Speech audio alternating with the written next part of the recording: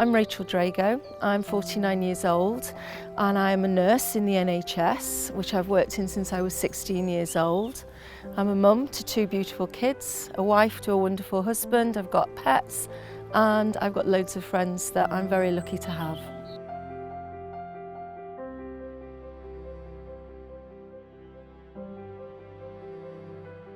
I was first diagnosed with breast cancer in 2009, which resulted in full mastectomy, axillary node clearance, chemotherapy, radiotherapy and hormone treatment after that.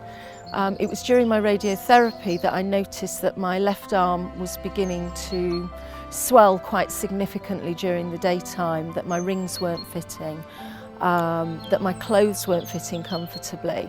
So I contacted my breast care nurse and she very quickly referred me into the lymphedema service within my local health trust, and they were very quick to diagnose lymphedema secondary to the treatment I'd had for breast cancer.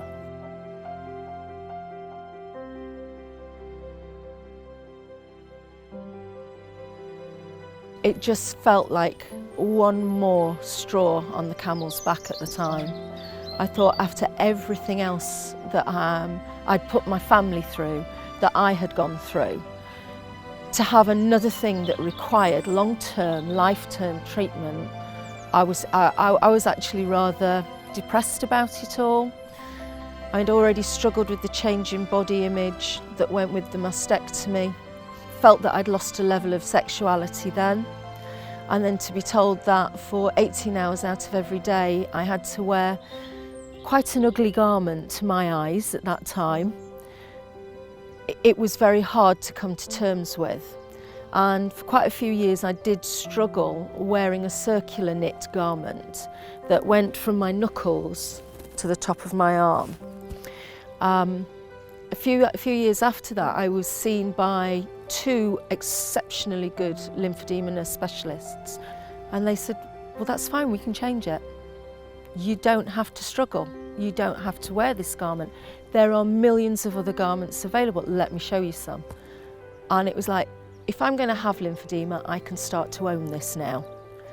This can be something I'm in charge of. It's not in charge of me.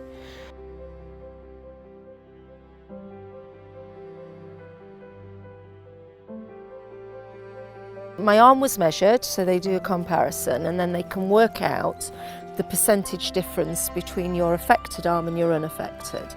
And from that, they can decide what sort of compression to put you in, how much compression to apply. They look at your limb shape and they say, right, yeah, we'll go, you're suitable for this type of garment. And from my experience, there's 2 sorts of garments that you can try. One is a circular knit, which sort of applies a squeeze.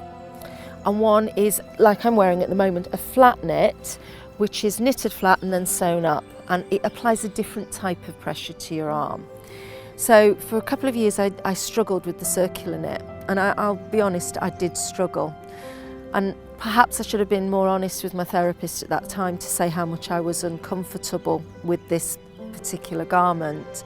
But now that I'm in the flat knit garment, which suits me but wouldn't necessarily suit someone else, I feel much better.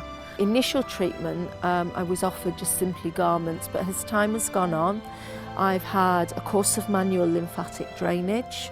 I had a really good response to that after 3 weeks. I did significantly lose a good few centimetres off my arm at that point. The other thing you need to do as well is keep your weight stable, and I'm afraid I'm quite guilty of yo-yoing. And I do know that if I put on weight, my lymphedema's worse.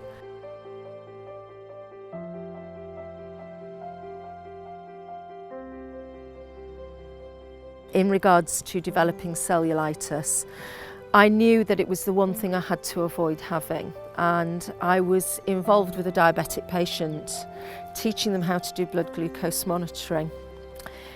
And I pricked the finger on my left hand. Within 12 hours I was hospitalised with raging cellulitis. From that moment on, I have recurrent cellulitis. I have been hospitalised twice in intensive care with sepsis related to my cellulitis. I broke my children's hearts. I put them through hell going through the chemo, and then to end up twice in intensive care in 18 months. I felt for them, not for me. I was being looked after. The care I received was second to none in intensive care, and I'm very grateful to them because I don't think I would be here talking to you today.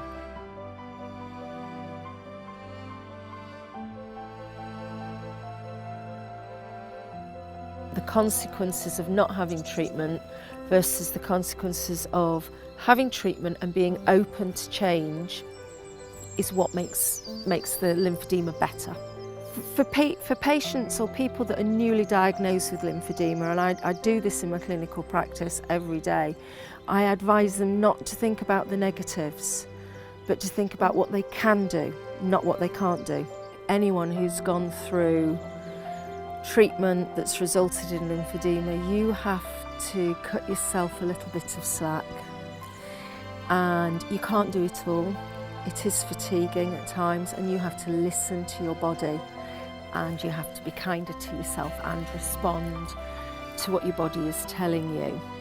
I haven't changed going on holiday, I haven't changed eating, I haven't changed what I do for exercise or for sport or for fun and games. I still love dancing. I still suntan. I will take my sleeve off and I will put the factor 30 on and I will still suntan. So I haven't made changes in that way, in that I've stopped doing things. The changes I have made with regards to my lymphedema are the things that I actually do to benefit myself. And let's look at the positives. Let's look at how we can get back to the new normal.